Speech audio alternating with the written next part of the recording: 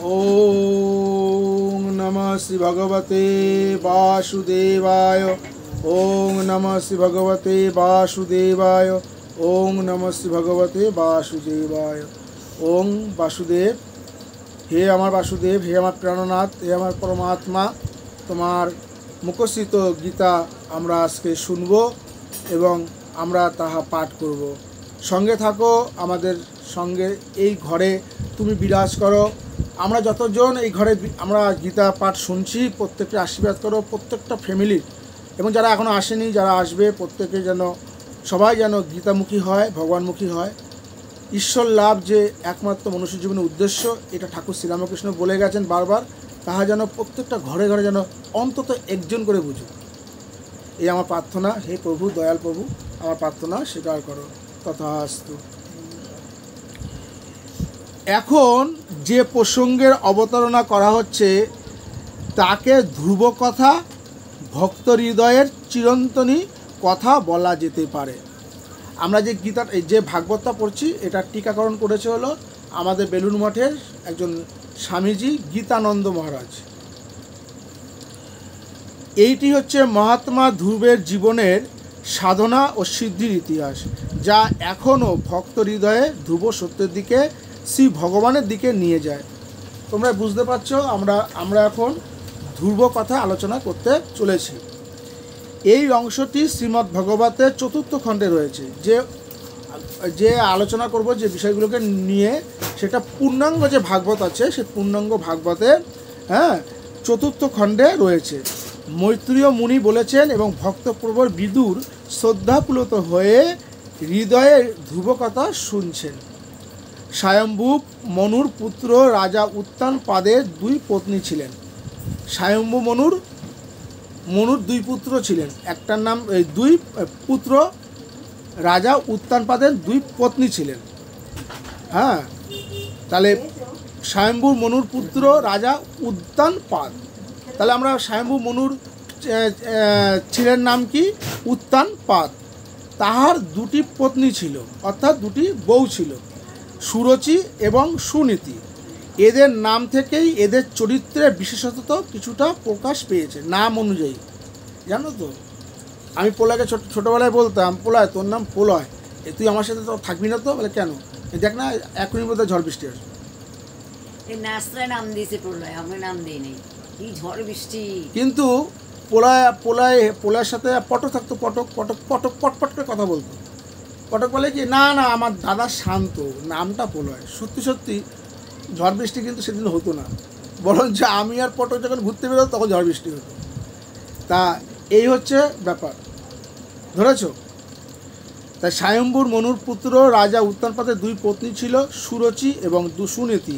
এদের নাম থেকেই চরিত্রের বিশেষত কিছুটা প্রকাশ পেয়েছে। সুরুচি, সুন্দর রুচি যার, ইনি সুন্দরী, সুন্দর পোশাক ব্যবহার করেন, মনোমুগ্ধকর কথা বলেন, ফলে সকলেই তার দিকে আকৃষ্ট হবে, এই তো স্বাভাবিক। আর সুনীতি, ইনি সৎ, নীতি সম্পন্না, এর মধ্যে সত্য, দয়া, ভগবত বিশ্বাস প্রভৃতি সদ্গুণ সদাই বিরাজিত। সুনীতি সবসময় মনোমুগ্ধকর কথা বলে রাজাকে মোহিত করে রাখেন না। সুনীতি সবসময় মনোমুগ্ধকর কথা বলে রাজাকে মোহিত করে রাখেন না, তার মানে টুকটাক ঝগড়াও করেন, বরং রাজার প্রকৃত হিতের কথাই বলেন। যে হিতের কথা বলে সংসারে, তার সাথে ঝগড়া লাগবেই, ঠিক আছে? কিন্তু জগতের স্পষ্ট এবং হিত বাক্য শোনার মতো লোক বেশি নেই। অনুরক্ত আর সতীনদের মধ্যে যে ঈর্ষা এবং বিদ্বেষের সম্পর্ক স্বাভাবিক, তার ফলে সুনীতির শিশুপুত্র সুরুচির ঈর্ষা ও ঘৃণার পাত্র। একদিন রাজা উত্তানপাদ সুরুচির পুত্রকে কোলে নিয়ে আদর করছিলেন। এমন সময় সুনীতির শিশুপুত্র ধ্রুব বাবার কোলে উঠতে চাইল, কিন্তু স্তৈন্য রাজা সুরুচির ভয়ে ধ্রুবকে কোলেও তুললেন না, একটু আদরও করলেন না। তখন ঈর্ষাপরায়ণ বিমাতা সুরুচি এসে 5 বছরের অবোধ শিশু ধ্রুবকে তিরস্কার করে বললেন, ধ্রুব, তুমি রাজার কোলে উঠতে চাও, এত বড় আস্পর্ধা! তুমি তো রাজার কোলে উঠবার যোগ্য নও। যদিও তুমি এই রাজারই পুত্র, তবুও বলি তুমি তো আমার গর্ভে জন্মাওনি বা জন্মগ্রহণ করনি। তুমি যে আমার সপত্নী পুত্র, হ্যাঁ, মানে সতীনের পুত্র। জেনে রাখো, আমার সন্তান না হলে এই রাজার কোলে ওঠা সম্ভব নয়। যদি তুমি নিতান্তই এই রাজার কোলে উঠতে চাও, রাজসিংহাসন পেতে চাও, তাহলে গিয়ে শ্রীহরির তপস্যা করো। তুমি যদি একান্তই রাজসিংহাসন লাভ করতে চাও, তাহলে তপস্যার দ্বারা পরম পুরুষ শ্রীহরির আরাধনা করে তার কৃপায় আমার গর্ভে তোমায় আবার জন্ম নিতে হবে। মানুষ কত হীন হলে, কতটা মতিচ্ছন্ন হলে একটা অবোধ শিশুকে এরকম বলতে পারে? ধ্রুব বিমাতার তীব্র দুর্বাক্যবাণে বিদ্ধ হয়ে দ্বন্দ্বের আঘাতে ক্রুদ্ধ বিষধর সর্পের মতো দীর্ঘ নিঃশ্বাস ত্যাগ করতে করতে সেখান থেকে কাঁদতে কাঁদতে মার কাছে চলে গেলেন।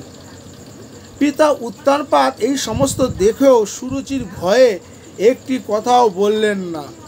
এই তো সংসার, স্ত্রী কত রকম দুর্ব্যবহারই না স্তৈন লোকদের সহ্য করতে হয়।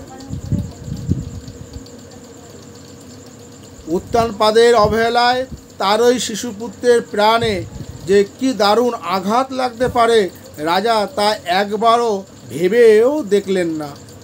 শিশুকালে মা বাবার আদরে শিশুরা সব রকম দুঃখই ভুলে থাকে। এদিকে সুনেতি অন্তরপুরে থেকে ধ্রুবের প্রতি সপত্নী সুরুচির দুর্ব্যবহারের কথা শুনে অত্যন্ত ব্যথিত হয়ে অশ্রু মোচন করতে লাগলেন। ধ্রুব কাছে আসতেই তাকে কোলে তুলে নিয়ে আদর করতে লাগলেন। সুনীতি বুঝলেন যে এই দুঃখের কোনো প্রতিকার নেই, তাই তিনি চোখের জল মুছে ধ্রুবকে বললেন। কি বললেন? খুব দারুণ কথা। হে ধ্রুব, তোমার বিমাতা যা বলেছেন, তপস্যার দ্বারা শ্রীহরির আরাধনা করো, তা যথার্থই বটে। সুতরাং তুমি বিদ্বেষ শূন্য হয়ে সেই রকমই আচরণ করো, অর্থাৎ শ্রীহরির তপস্যা করো। আর যদি তুমি সুরুচির পুত্র উত্তমের মতো সিংহাসনে আরোহণ করতে চাও, তাহলেও শ্রীহরির পাদপদ্মের আরাধনা করো। শ্রী ভগবানের অনুগ্রহ ছাড়া জগতের কারোর কোনো ইচ্ছাই পূর্ণ হয় না। কি দারুণ না?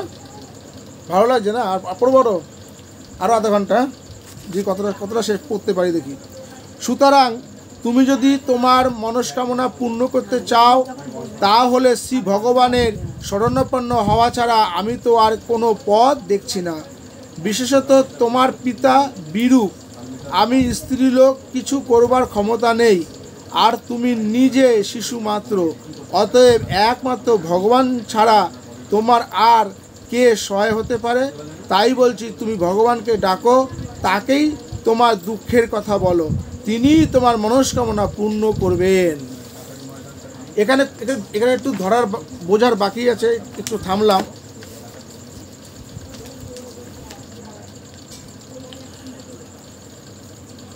যে সুনীতি তো অন্য কোনো দেবদেবীর পুজো করার কথা বলতে পারত, কিন্তু তা না বলে শ্রীহরির কথা বললে কেন? এইটা তোমরা ভাববে, ঠিক আছে? কালকে এটা উত্তর চাইব।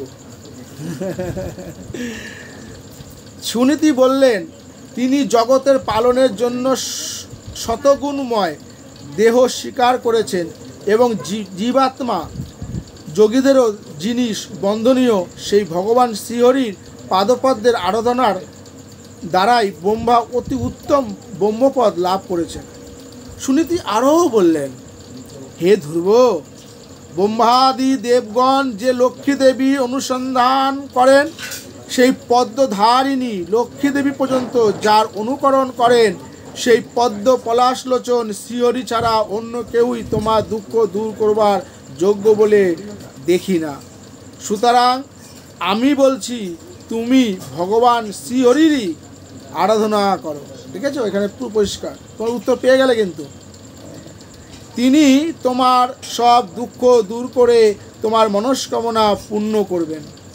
মাতা সুনীতির বিলাপ শুনে এবং তার কাছ থেকে এমন উপদেশ পেয়ে ধ্রুব তখন নিজেই নিজের মনকে সংযত করে শ্রী ভগবানের আরাধনা করার জন্য গৃহ ত্যাগ করে চলে গেলেন। বনে গিয়ে ধ্রুব একান্ত মনে ভগবানকে ডাকতে লাগলেন, কোথায় পদ্মপলাশলোচন, দেখা দাও, আমি অবোধ অজ্ঞান, আমায় দেখা দাও প্রভু, আমায় দেখা দাও। 5 বছর বয়স। এদিকে নারদ, যিনি হরি গুণগানে মত্ত হয়ে ত্রিভুবন ঘুরে বেড়ান, তিনি যোগবলে ধ্রুবের মনোগত অভিপ্রায় জেনে অত্যন্ত বিস্মিত হয়ে ভাবলেন, এও কি সম্ভব, এও কি সম্ভব, এত অল্প বয়সে এমন তেজস্বিতা, এমন সদ্গুণের আধার, এমন ভগবত অনুরাগ জগতেও তো আর দেখা যায় না। তাই নারদ বালক ধ্রুবের কাছে এসে তাকে আশীর্বাদ করলেন এবং তাকে পরীক্ষা করার জন্য সাধন পথের কঠোরতা বর্ণনা করে ধ্রুবকে সাধনা থেকে বিরত হতে বললেন। নারদ বললেন, ধ্রুব, তুমি দেখছি নিতান্তই বালক, এই বয়সে তোমার তো খেলাধুলার মতো থাকাই স্বাভাবিক। এই বয়সে ছেলেপিলেরা তো মান অপমান ঠিক ঠিক বুঝতেই পারে না। আর যদি ধরে নিই যে মান অপমান সম্বন্ধে তোমার যথেষ্ট ধারণা রয়েছে, তা হলেও জেনে রাখো যে মান অপমান প্রভৃতি মানুষের মোহ ছাড়া আর কিছুই নয়। জগতের সকলেই নিজ নিজ ধর্মফলে মোহের বশে মান অপমান সুখ দুঃখ ভোগ করে থাকে। সৎকর্ম করলে শুভ ফল লাভ হয়, আর অসৎকর্ম করলে অশুভ ফল দুঃখ ভোগ করতে হয়, এই তো নিয়ম। যারা পণ্ডিত, যারা বিজ্ঞ, তারা জানেন যে ঈশ্বরই একমাত্র গতি, তারই ইচ্ছায় লোকেরা শুভাশুভ কর্মফল ভোগ করে থাকে। সুতরাং নিজের ভাগ্য অনুসারে যখন যা ঘটে তাতেই তারা সন্তুষ্ট থাকেন, মান অপমানের জন্য অপরকে দায়ী করেন না। তাছাড়া তুমি তোমার মায়ের উপদেশ শ্রী ভগবানের অনুগ্রহ লাভের জন্য তার আরাধনা করতে অভিলাষী হয়েছ, কিন্তু তোমরা তো জানো না যে শ্রী ভগবানের আরাধনা করা মানুষের পক্ষে কত দুঃসাধ্য। মুনি ঋষিরা পর্যন্ত জন্ম জন্ম ধরে নিষ্কামভাবে কঠোরভাবে যোগ সাধনা করেও তাকে জানতে পারেন না, আর তুমি তো শিশু মাত্র। তাই বলছি, তোমার এই ভাগবত আরাধনার ইচ্ছা ত্যাগ করে বাড়ি ফিরে যাও। আর যদি নিতান্ত একটু সাধনা করতে চাও, তবে যখন বৃদ্ধ হবে তখন না হয় একটু চেষ্টা করে দেখো। বোঝা গেল? পরীক্ষা করছে নারদমুনি। হ্যাঁ, আমরা এরকম সংসারে দেখা গেল আমার মা খুব ভক্তিমতী, সে সংসারে আছে বটে, কিন্তু মন পড়ে থাকে সবসময় রামকৃষ্ণ পদে। তখন আমরা এখন মাকে বুঝাবো, ওম করলে হবে? আমরা কোথায় যাবো? তাই তো পা ধুয়ে দেওয়া, যাতে তোমাকে আমরা হারাতে পারবো না, তাই না? তাই এরকম ধ্রুবকে পরীক্ষা করছে যে তুমি বাড়ি ফিরে যাও, এখানে অনেক কষ্টসাধ্য আছে, তোমার এখন খেলাধুলার সময় ইত্যাদি। ধ্রুবের মনের বল পরীক্ষা করার জন্য নারদ তাকে অনেক যুক্তিপূর্ণ উপদেশ দিয়ে ভগবত আরাধনা থেকে নিবৃত্ত হতে বললেন।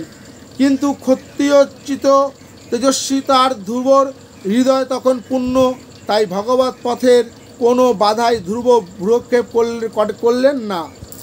এদিকে নারদ কথা না মানলে পাছে তিনি রুষ্ট হন, তাই ধ্রুব তখন নমভাবে নিজের মনের আবেগ এবং দৃঢ়তার কথা নারদকে বললেন।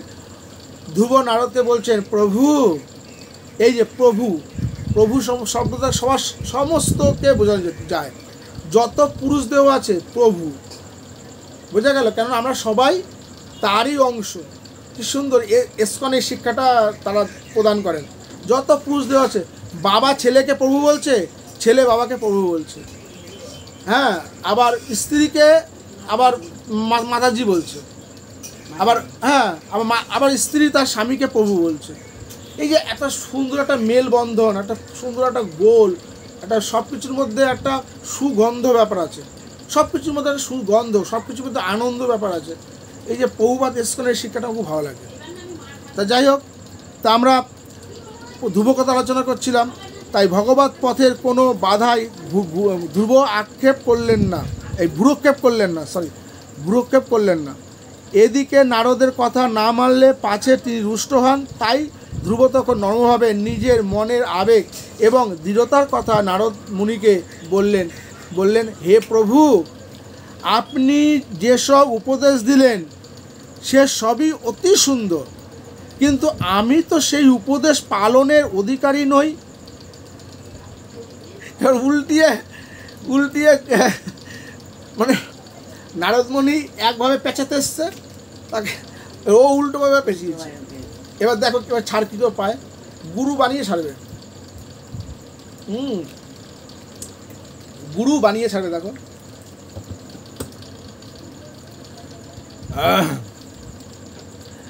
কারণ ক্ষত্রিয় বংশে জন্মেছি বলে আমি অত্যন্ত উগ্র স্বভাবের। আমি তো ক্ষত্রিয় বংশে জন্মেছি, আমার স্বভাবই কী রাখবে, উগ্র। আর তার ওপর বিমাতার দুর্ভাগ্য আমার প্রাণে এত দারুণ আঘাত লেগেছে যে আমি কিছুতেই তা ভুলতে পারছি না। সুতরাং আমার এই মানসিক অবস্থার আপনি মনকে শান্ত করবার জন্য যেসব উপায় বললেন তা আমার মন গ্রহণ করতে পারছে না। অতএব আপনার উপদেশ অনুযায়ী কাজ করাও আমার পক্ষে সম্ভব নয়। আমাকে শ্রী ভগবানের আরাধনা করতেই হবে। ধ্রুব আরও বললেন, প্রভু, আমি আপনাকে চিনেছি, যিনি বিনা বাজিয়ে গুণগান করে সর্বদা সূর্যের মতো জগতের মঙ্গল বিধান করে সর্বত্র বিচরণ করে থাকেন। আপনি তো সেই মহামুনি নারদ, আপনি তো জগতের সব কিছুই জানেন। আমি ত্রিভুবনের মধ্যে সর্বোৎকৃষ্ট পদ লাভ করতে চাই, যে পদ এখনও পর্যন্ত কেউ লাভ করতে পারেনি, এমনকি আমার পূর্বপুরুষেরাও তা লাভ করতে সমর্থ হয়নি। সেই সর্ব উৎকৃষ্ট পদ লাভের জন্য শ্রী ভগবানের যে রকম আমার আরাধনা করতে হবে, আপনি কৃপা করে আমায় সেই বিষয়ে উপদেশ দিন। ধ্রুবের বিনয় ও দৃঢ়তাপূর্ণ কথা শুনে নারদ খুশি হয়ে ভাবলেন, ভগবত আরাধনার এই তো উপযুক্ত সাধক। পরীক্ষা একটু উন্নতি পাশ করলেই হয়েছে না, তারপরে তো আর কে পায়।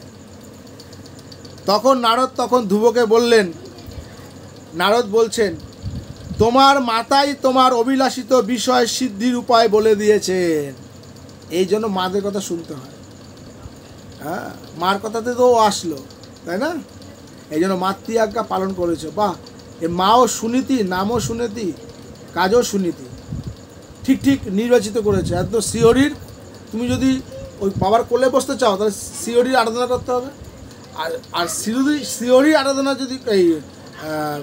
যদি তোমার ভাই উত্তমের মতো যদি তুমি সিংহাসন পেতে চাও তাহলে তো তাও তোমার শ্রীহরির করতে হবে। এদিকে কিন্তু সুরুচি কিন্তু ওই কথাটাই বলেছে। সুরুচি কিন্তু ও পণ্ডিতের মতো কথাটা বলেছে, যে যাও ভগবানের আরাধনা করো।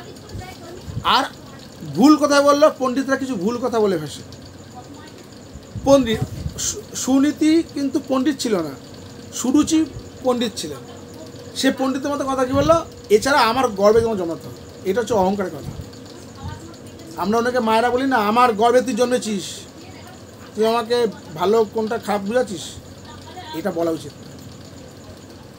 অনেক তপস্যা করার পরে একটা সন্তান লাভ হয়, তাই না? ওই জন্য মাদের এই করতে নেই। তাই সুরুচি কী বললো, প্রথম কথা ঠিক বলেছে যে তুমি যদি বাবার কোলে বসতেই চাও তাহলে শ্রীহরির আরাধনা করো। দ্বিতীয় কথাটা ভুল বলেছে, অহংকারের কথাটা, এটা ঠিক বলেনি। কেননা ধ্রুব ছোট্ট শিশু, তার সাথে এরকম ব্যবহার করা উচিত না। প্রথমত তো সেই ভুল করে রেখেছে, তাই ভুলটা দ্বিতীয়বার করছে। বলছে আমার গর্বে তোমার জন্ম নিতে হবে। ওই জন্যই শাস্ত্রে বলছে মাদের কখনই সন্তানকে বলতে নেই তুই আমার গর্বে জন্মেছিস। না, কি গর্বে জন্ম কী হয়েছে, অভিশাপ করবা, তাই না? এত রাগ কিসে? এই জন্য শাস্ত্র বলছে মাদের খুব শান্ত হতে হয়। যেসব মায়েরা খুব শান্ত, তার ছেলেরা নাম প্রলয় হোক না এমনি শান্ত হয়ে যাবে।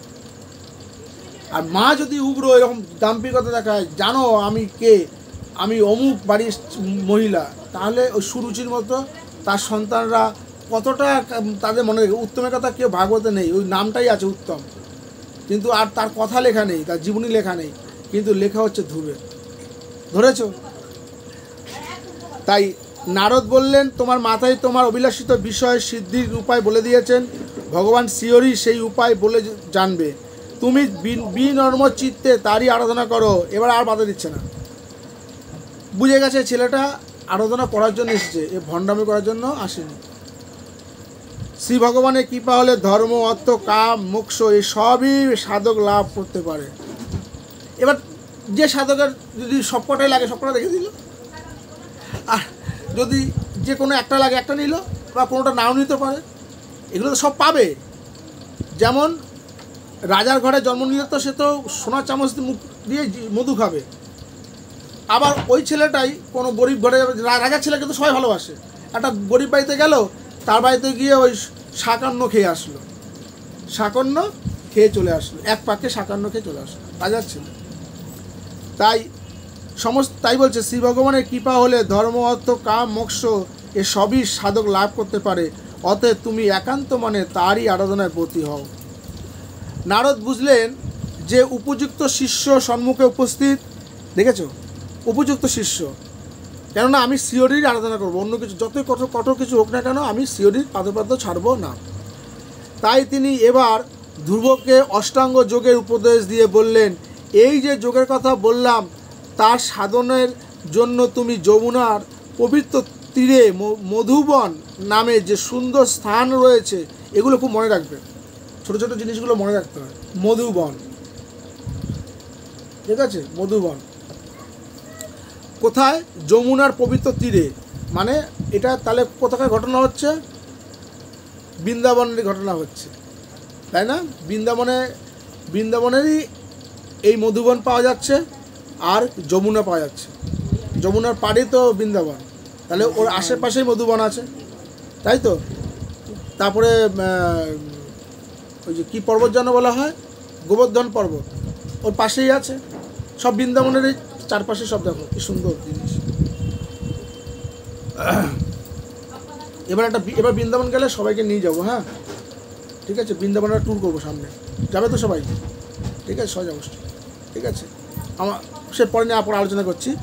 নারদ বুঝলেন যে উপযুক্ত শিষ্য সম্মুখে উপস্থিত, তাই তিনি এবার ধ্রুবকে অষ্টাঙ্গ যোগের উপদেশ দিয়ে বললেন, এই যে যোগের কথা বললাম তার সাধনের জন্য তুমি যমুনার পবিত্র তীরে মধুবন নামে যে সুন্দর স্থান রয়েছে সেখানে শিয়রি সর্বদা বিরাজ করেন। মধুবনে সর্বদা বিরাজ করেন, মানে কোনো ফাঁক নেই, এই কথাগুলো তো ধরতে হয়। সেখানে গিয়ে ত্রিসন্ধ্যা যমুনার জলে স্নান করে, তাহলে সাধক শিয়রি ধ্রুবর মতো যদি সাধনা করতে চাই তার 3 বার স্নান করতে হবে, সেই উষা, মধ্যাহ্ন আর গোধূলি, তাই না? 3 সন্ধ্যা স্নান করে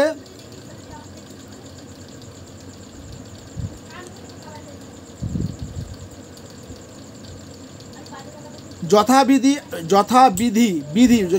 মানে শাস্ত্র অনুযায়ী যথাবিধি আসন রচনা করে প্রাণায়াম দ্বারা মনের শক্তিগুলোকে একাগ্র করে প্রত্যাহার, অর্থাৎ মনের বিষয় যে অভিমুখী গতিকে ফিরিয়ে মনকে ভগবতমুখী করে ধারণা, অর্থাৎ মনের একাগ্রতা অভ্যাস করবে।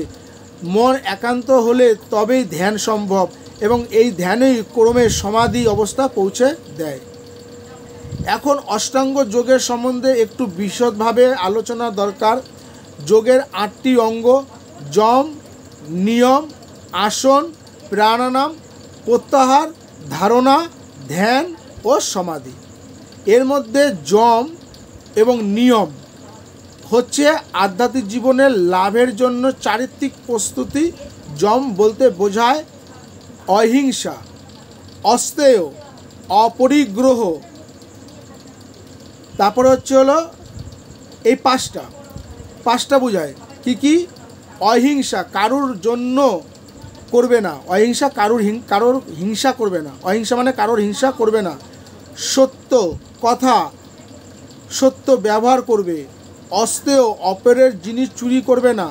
ব্রহ্মচর্য পালন করবে এবং অপরিগ্রহ, কারুর কাছে কিছু চাইবে না বা নেবে না। এগুলোকে যোগশাস্ত্রে যম বলা হয়। যম একটা নিয়ম, তার ভেতরে পাঁচটা নিয়ম ঢুকিয়েছে। ফল একটা, ছাড়ালে পরে অনেকগুলো বীজ পাওয়া যায়, তাই না? সেটা কাঁঠাল হতে পারে, আবার ডালিম হতে পারে। এবার শৌচ কি? পরিষ্কার পরিচ্ছন্ন থাকা। এই শৌচের মধ্যে আবার পাঁচটা ভাগ আছে। কি? সন্তোষ, সবসময় মনের আনন্দে ভাব বজায় রাখা, সবসময় মনের ভেতরে আনন্দ ভাব বজায় রাখা। ওই জন্য সংসারে থেকে না সাধনা করা খুব কঠিন। এই যে এখানে কথা বলছি, পাশ থেকে রেডিও চলছে, রেডিও কিন্তু অফ হবে না। এ হচ্ছে হলো সূর্যের দ্বারা চালিত রেডিও। সূর্য সারাদিন তাপ নিয়েছে, এখন রেডিও চালিয়েছে। কমন সেন্সটুক নেই যে ভলিউমটা আস্তে করি।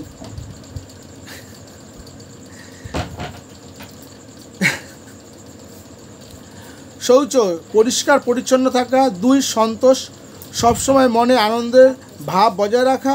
তপস্যা, সাধ হয় ঈশ্বর প্রাণিধান, অর্থাৎ ঈশ্বরের আত্মসমর্পণ। সুতরাং দেখা যাচ্ছে যে যম এবং নিয়মের সাথে আধ্যাত্ম সাধনার তেমন কিছু সম্পর্ক নেই, কিন্তু এগুলি না হলে আধ্যাত্মিক সাধনা সম্ভব হয় না।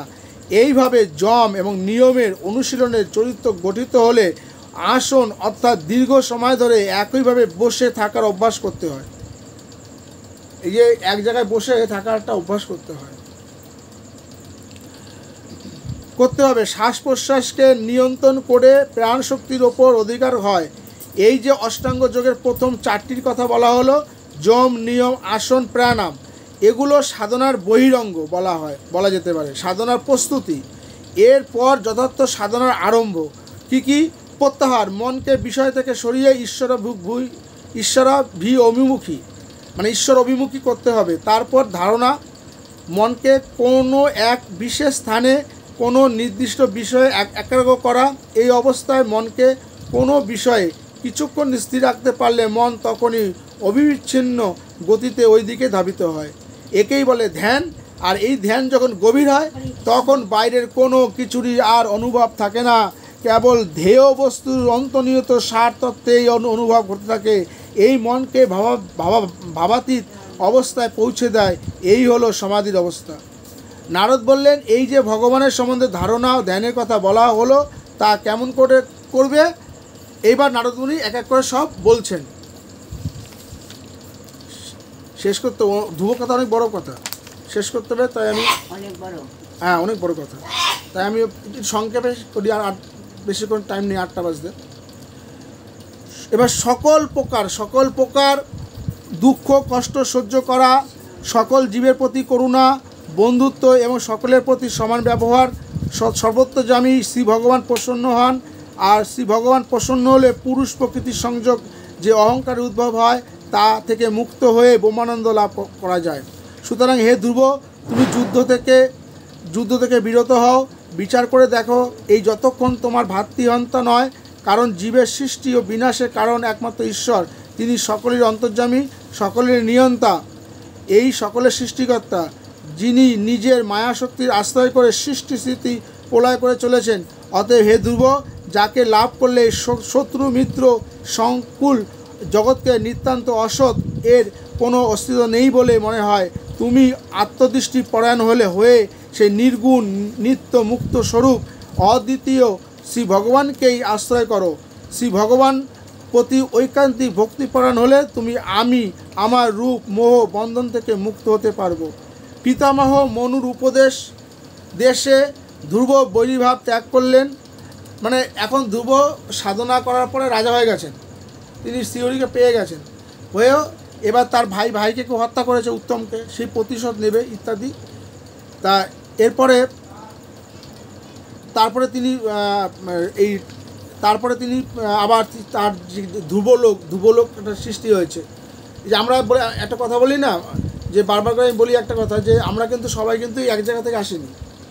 ঠাকুর শ্রীরামকৃষ্ণ এসছেন স্বয়ং একদম বৈকুণ্ঠ ধাম থেকে, তার নিজের ধাম থেকে এসেছেন। আর নরেন্দ্রনাথ দত্ত এসেছেন কোথা থেকে? সপ্তঋষি মণ্ডল থেকে। আমরা কোথা থেকে এসেছি আমরা এখনও জানি নাই, আমরা জানবো কখন, আমাদের যখন সমাধি হবে। যখন তোমার সমাধি হবে, কোন সমাধি? এই দেহের সমাধি না, কিন্তু আত্মার সমাধি। আত্মার সমাধি হবে। আত্মা তো জেগে আছে সবসময়, ঘুমের ঘরে তো জেগে আছে। ঘুমের ঘরে তো যখন বাঘ আসে ভয় পাও না? সপ্তঋষির এক ঋষি হচ্ছে স্বামী বিবেকানন্দ। আমি বলছি তুমি কোন লোক থেকে এসেছো, এটা তো তোমার জানতে হবে। ঠাকুর বলছে না না থাক, ওকে অল্প দিলাম। চাচ্ছিল, সব দেয়নি, কিন্তু চার ছোঁয়া দিয়েছে, নির্বিকল্প সমাধির ছোঁয়া দিয়েছে, টাচ দিয়েছে।